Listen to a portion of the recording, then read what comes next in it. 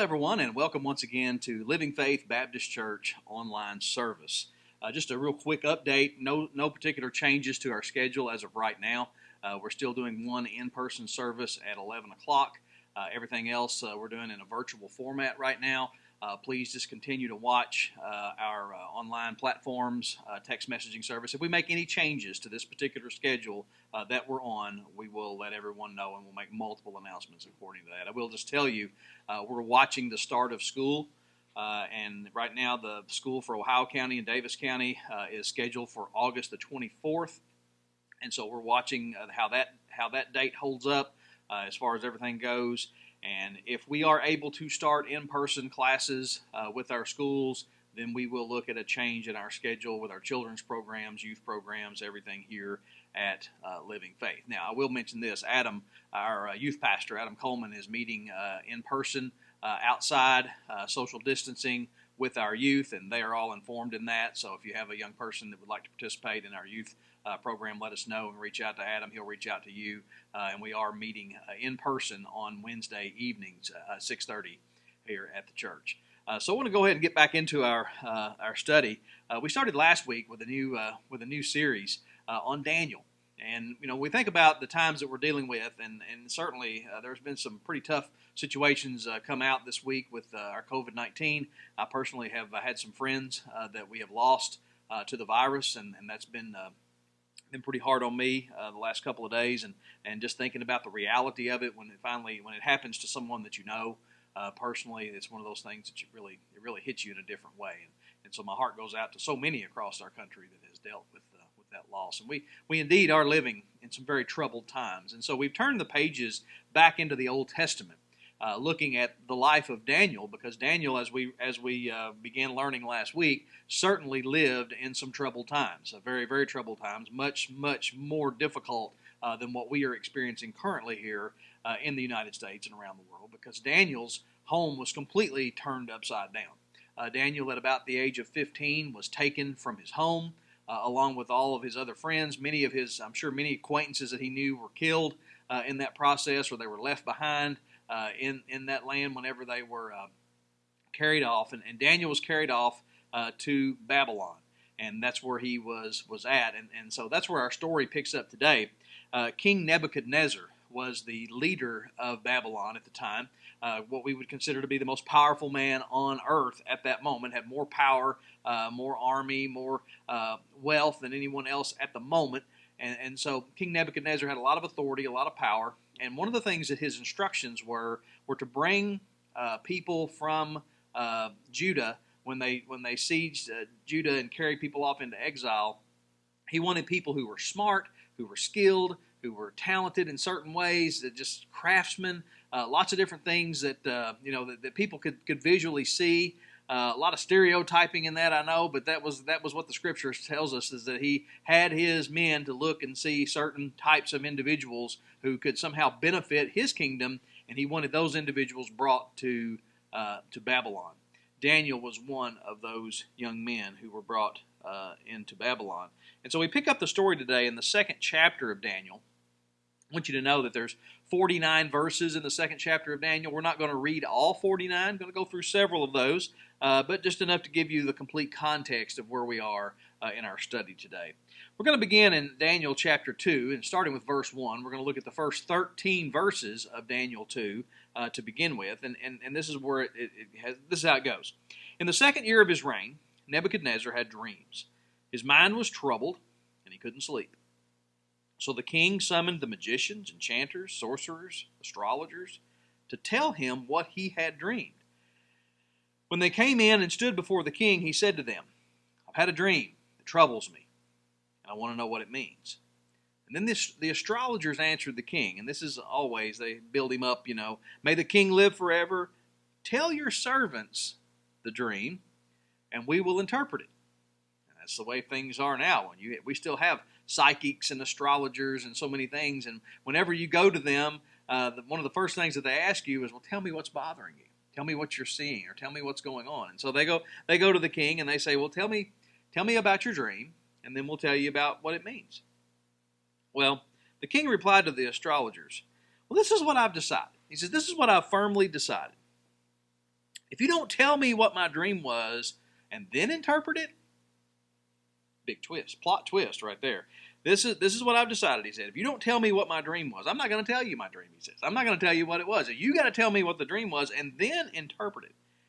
And if you do not tell me what my dream was and interpret it, I will have you cut into pieces and your houses turned into piles of rubble. Well, there you go. All right? But if you tell me the dream and explain it, you will receive from me gifts and rewards and great honor. So tell me the dream and interpret it for me. Well, I can just tell you. That puts these guys in a real bad situation. So verse 7 says, once more they replied, we really need to know what this dream is. Let the king tell his servants the dream, and then we will interpret it. What you're asking is too hard. Then the king answered, I am certain that you're trying to gain time, because you realize this is what I firmly decided. If you don't tell me the dream, there is only one penalty for you. You have conspired to tell me misleading and wicked things, hoping the situation will change. So then, he says, tell me the dream, and I will know that you can then interpret it for me.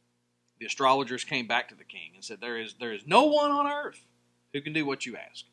There is no one on earth who can do what the king asks. No king, however great and mighty, has ever asked such a thing of any magician or enchanter or astrologer. What the king asked, they said, is too difficult. No one can reveal it to the king except the gods, little g. And they do not live among humans.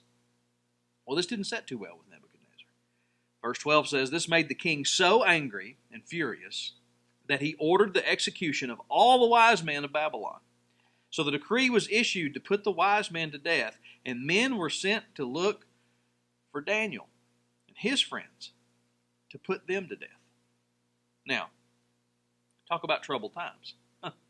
We'd already seen last week where Daniel was like, I don't know, I can't, eat this food, and we're going to have, there's certain guidelines and certain things we're going to have to do. So he's trying to find his place in this new land that he's living in, and trying to sort this out, and trying to figure out how he's going to make it in Babylon, and trying to work with the leadership and trying to do what he can.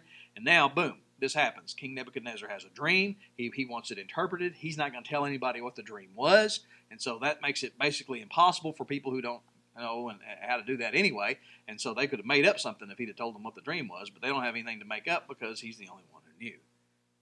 So they go to Daniel, and this is what we learn.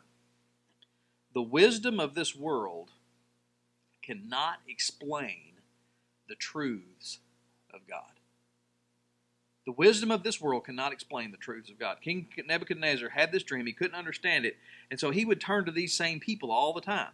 But he would always turn to them and tell them what the dream was. And listen, I've been around a lot of folks that do a lot of things, and whenever you know something, you can tell somebody something and help them to kind of lead them down the road of what they need to, especially a dream. They don't know what it means, and so if they don't know what it means, and you tell them what it means, then they're probably going to believe you. They just need to know what the dream was. So he tries to get them to not interpret it, but to tell him what it was. And so this is what we understand. If you have a dream and only you know what's in the dream, nobody knows what you dreamed but you, except God. You see, God had allowed this dream to come to Nebuchadnezzar. God knew what the dream was. God knew clearly what the dream was. And so now, it falls on Daniel. And here's the thing. Daniel was obedient.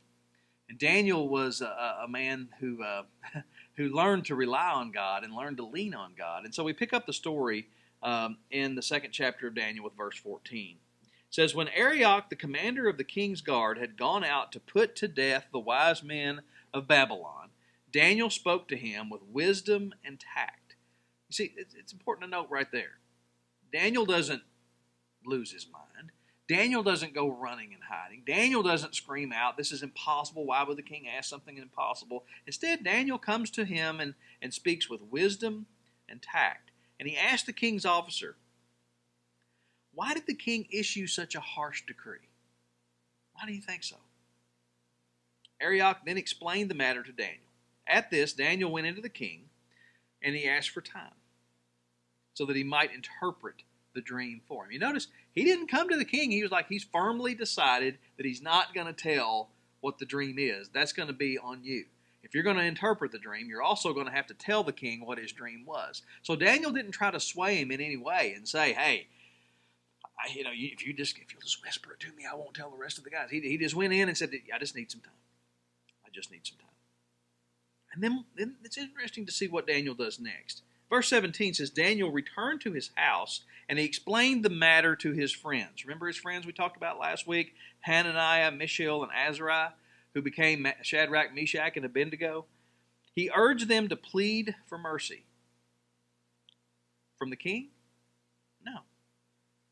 From the God of heaven. He urged them to plead for mercy from the God of heaven concerning this mystery, so that he and his friends might not be executed with the rest of the wise men of Babylon. And here's what God did. During the night, the mystery was revealed to Daniel in a vision. And what did Daniel do? I knew I was that smart. No. Daniel praised the God of heaven. This was Daniel's reaction in this situation. He was wise and he used tact. He asked for time. And his reaction was to pray. His reaction was to pray. And not only was his reaction to pray, but he enlisted his friends to pray as well. Daniel pleaded to God for an answer. He encouraged his friends to pray. And that answer was provided. He urged his friends to plead for mercy from the God of heaven, and God answered their prayer. We never need to come to a place in any troubled situation, in any place where we find ourselves in fear, or any place that we find ourselves and just think, well, there's no reason to ask God. God is, for whatever purpose, He's brought me to this land, and now He's just going to have me killed. Daniel could have just gave up and said, okay, that's it. He could have killed me in Judah, but instead He brought me all the way over here, and now He's going to kill me.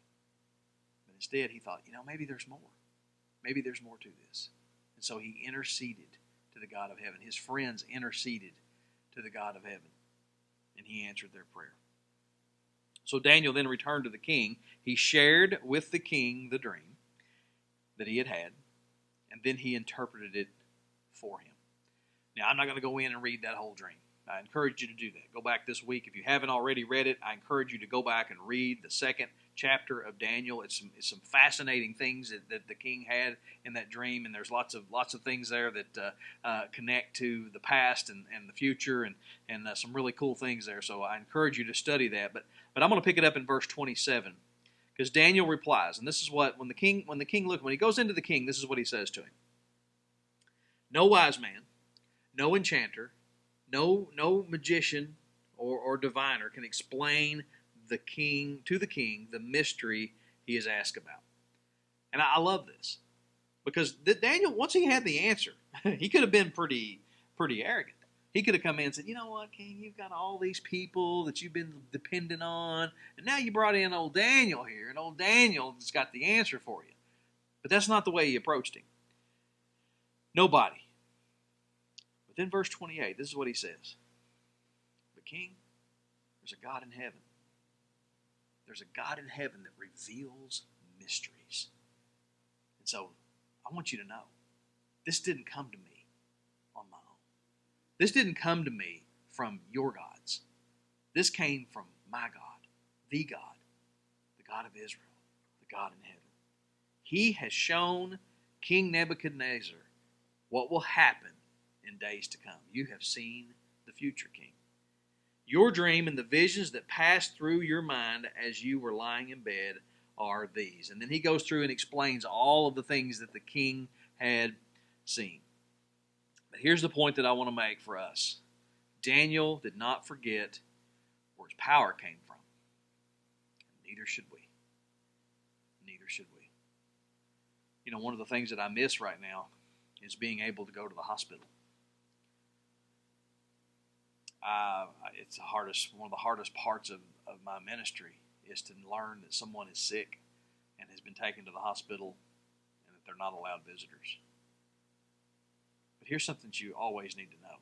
When I come to visit anyone in the hospital, I consider it very humbling to be able to lay my hands on someone and pray for them. But if they're sick and suffering and they get well the next day, there's no power in these hands. Okay? There's no power in these hands. All healing comes from God. All healing comes from God. And if we ever get to the place where we say, well, I'm something special, and if you'll call me and you can get me there, I can get my hands on you, and then you can be made well, then we are going down the wrong road. All healing comes from God. All power comes from God. And that's what Daniel was put in this position. And he was able to testify before King Nebuchadnezzar who God really was. And the cool thing about it is there was only two people in the world at that point, besides God, who knew what his dream was. And Daniel was the other one. And he knew it. And when he told him what it was, he realized that he had gotten the answer. And Daniel told him, it came from God. It came from God. Daniel had no way of knowing if God was going to reveal the dream to him. He didn't know. Like I said, he could have thrown his hands up and said, oh, that's it. It's over. But he and his friends knew their only hope was to trust in God and that God was in control of the situation. And here's the thing. God's in control of our situation. He's in control of what's taking place right now. And we would be wise to remember that. Daniel sought the Lord in prayer and trusted that God would guide him through this trial that he was facing. As I said, I'm not going to go into the description of the dream, but God had revealed to Daniel the dream that Nebuchadnezzar had, and it pointed to future kingdoms of the earth. Daniel chapter 2, verses 44 and 45 says, in the time of those kings, the God of heaven will set up another kingdom that will never be destroyed, nor will it be left to another people. It will crush all those kingdoms and bring them to an end, but it will itself endure forever. This is the meaning of the vision of the rock cut out of a mountain, but not by human hands, a rock that broke the iron, the bronze, the clay, the silver, and the gold to pieces. The great God has shown the king what will take place in the future. The dream is true, and its interpretation is trustworthy. One of these days, my friends, Jesus is going to return to earth and establish his eternal kingdom. It's going to happen. Just as sure as we are convinced of the fact that Jesus came to this earth, that he lived, that he died on a cross, he was buried in a tomb, and he rose again 3 days later, and then he ascended into heaven. That same Jesus is returning someday. This goes all the way back, okay? It goes all the way back over 2,500 years ago. It goes back into the Old Testament, and here it is. King Nebuchadnezzar is being shown that this one day is going to come to fruition. And here's the thing. None of us know when that day is going to come. I can't hold up a calendar and say, okay, guys, we're zooming in on Friday. We're zooming in on Wednesday. The Bible tells us very clearly, very plainly, no man will know the day or the hour. It's not going to happen. But I will tell you this. We're one day closer. We're one day closer. And I can't tell you and stand here and tell you when he's returning specifically. But listen, I mean, come on. It's pretty obvious that he's trying to get our attention. He's trying to get our attention. God has always throughout history allowed events to occur to draw his people back to him. We start thinking that, well, medical science is going to take care of me, and no matter what I get, then I can just go get treatments or I can get something. And then all of a sudden, something comes along and it's like, yeah, no, we have no treatment for this. We don't have a vaccine for it. We're working on it, but as of right now, we don't have anything. I can't believe I'm standing here on the first Sunday of August and can't tell you that we've come up with even a treatment that is completely effective for everyone. God knows what he's doing. In this situation, he has drawn the attention of the entire world. It's kind of a global wake-up call. So my question as we continue in this series and as we go through this, and how have you responded to that? What has your response been? Have you hit the snooze button? Daniel chapter 2, verse 46 through 47. Then King Nebuchadnezzar fell prostrate before Daniel and paid him honor and ordered that an offering and incense be presented to him. The king said to Daniel, "Surely your God is the God of gods." Think about that. Surely your God is the God of gods and the Lord of kings and the revealer of mysteries. For you were able to reveal this mystery. A little humility goes a long way with God. So are you just waiting around for everything to go back to normal? Has that been your response to this? Will you look back on this time and say, man, that was a real pain. But we just waited it out, and then we were able to go back and do everything just like we had